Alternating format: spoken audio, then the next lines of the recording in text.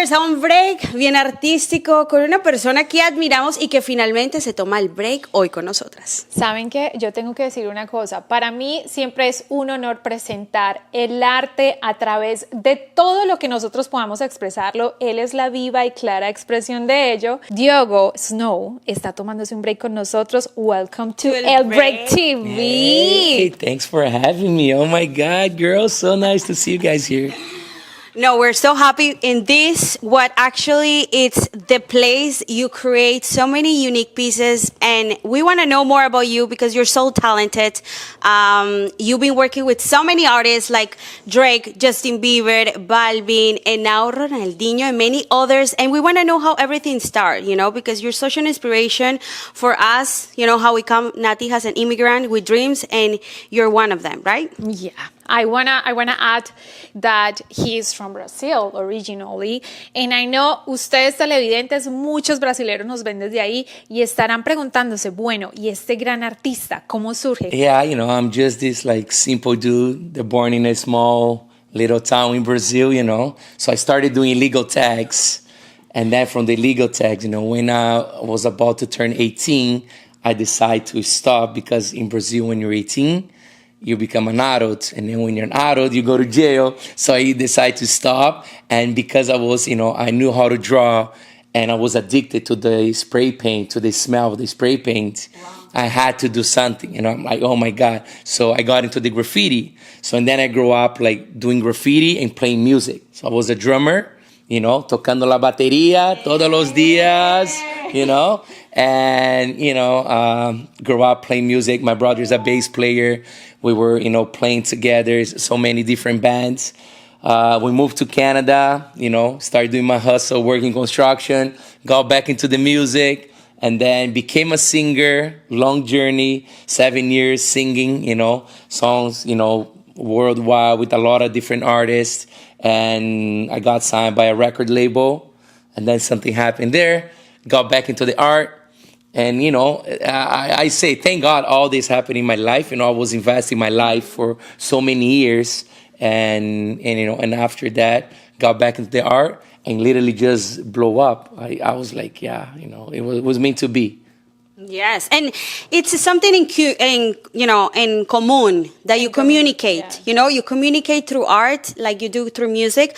But I want to know, because you have so many different pieces, with what piece you start and how do you like blow up so fast that you have clothing, like we're gonna be talking like we had at the event, that you actually have the sneak peek of your clothing. Yeah, you know, everything started when I was talking to one of my good friends in Brazil. He's a big singer in Brazil. I have a song with him too. And then when I got back into the art, I was painting and posting my Instagram. So he looked at it. And he's like, oh my God, I love this piece. You know, like, how much you want for the piece? I need this piece in Brazil.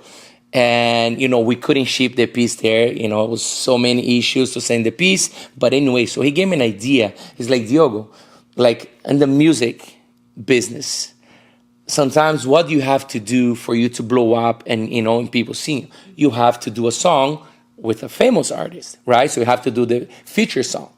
So, and I did when I was a singer. So, and he was like, you know, for you, the art will be kind of like similar, you know, so why, you know a lot of people, you know a lot of celebrities. So why don't you gift, you know, a piece to who's the biggest celebrity in Brazil today? It was Neymar. Mm-hmm. And he's like, who's the biggest one in Canada? You know, of course, we have Justin Bieber and Drake. Justin Bieber, it's more, but at the same time, Drake is a big artist too, and he represents more the city. So I'm like, Drake. And because I knew Neymar's friend and Drake's friends, I'm like, you know what? Okay, so I'm going to do a piece for Neymar, one piece for Drake. I'm going to paint 12 pieces. I'm going to put a show together, you know, show the art pieces, unveiling the art pieces at the show, and then I can gift it them. So, and then they become my collector, right? So if they love it, yes, they're going to commission one piece after, whatever. So I started like this, and, you know, it was funny because when I did the piece to Drake, I think like 2 years after, they called me and then they commissioned a piece for Drake's birthday. So they're like, listen, Drake's birthday's coming. We don't know what to give to him. He loved your piece, so we want to gift, him a piece. So they came and they commissioned a piece.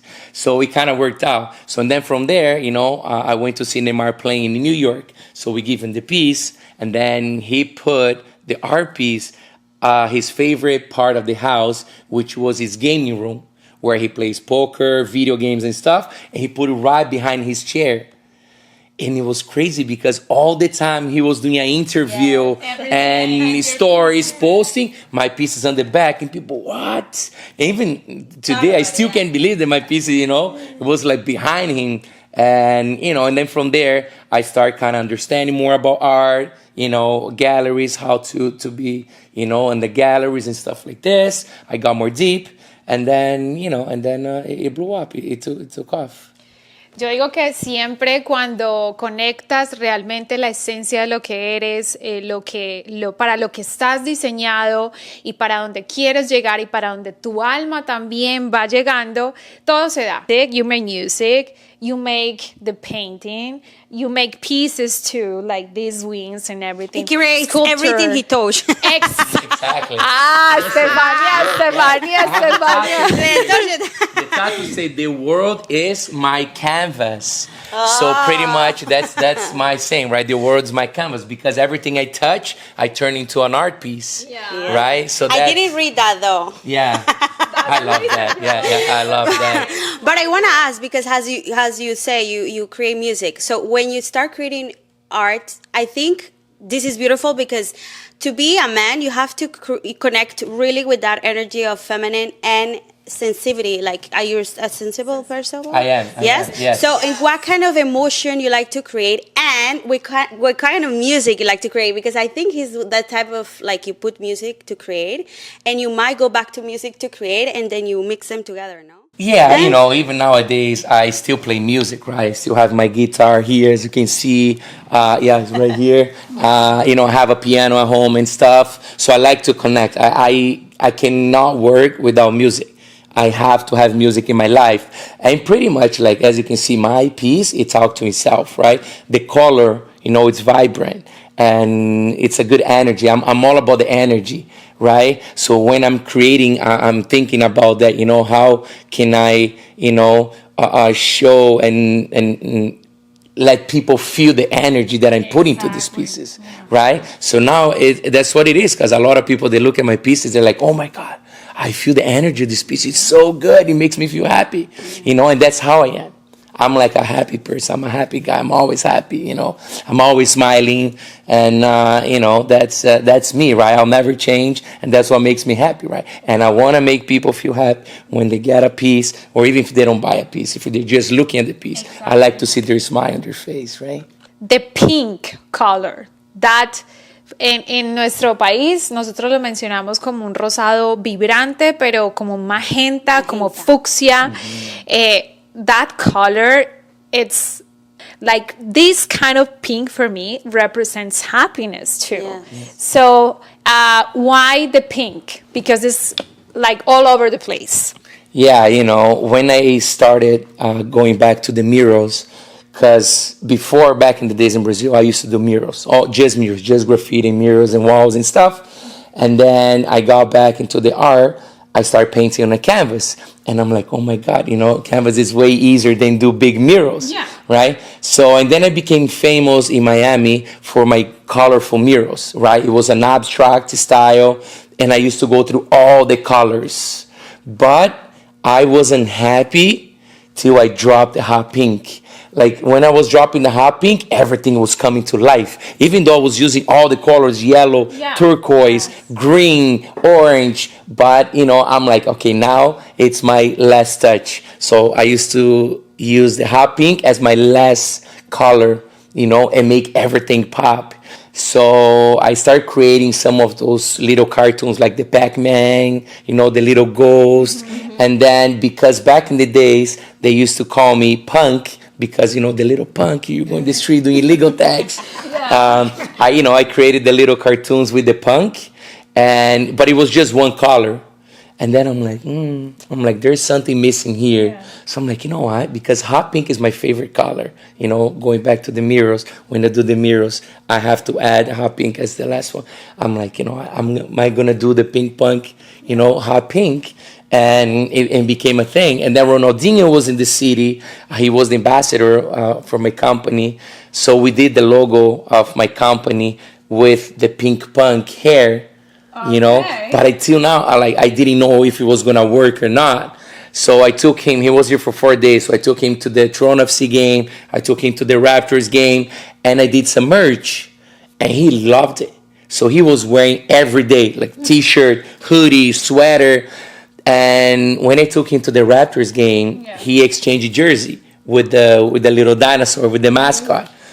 So next day, it's me, him, Jimmy Butler, and the mascot all over the news. Wow. And people were like, bro, you're like all over the news. What happened? And everybody was asking, what's the, you know, the merch, the logo that he was wearing. I'm like, you know, it's my logo that I just created, but I don't know if this is going to be, you know, my thing. Just something. Yeah. So from there, I'm like, you know what? I'm like, this is the thing. So that's why I created Pink Punk with the hot pink. And now people just love it. Yeah. I love it because he follow his soul, you know, but you trust again, like the universe, because you know where you're going to go. And you going so far, because talking about Ronaldinho, and I see those balls behind Natalie. Yeah. Tell me something that I know there's something happening, and it's amazing for you too, because he's such a great artist, you know, in sports and global too for all of us. Yeah, you know, after this collaboration that we did, he invited me to go play a game in Miami, right? I don't play soccer anymore, so I had to train for 2 months. You know, I was training one of my friends from TFC. So much pressure. So much pressure, you know. But, you know, in Brazilian, I know how to control the ball, know how to play. But it was a fun game, right? It was just like celebrities and stuff. So I played that game, and then he hired me to do the gifts for all the players, right? So I painted like 52 duffel bags. I did the T-shirt with the Pink Punk, with the logo of, you know, the beautiful game. I did a lot of stuff. And then from there, he was releasing the soccer ball. And then Roberto, which his brother, he's the manager, he's like, Diogo, me and Ronaldinho were talking, and we have one of the soccer balls that are hot pink.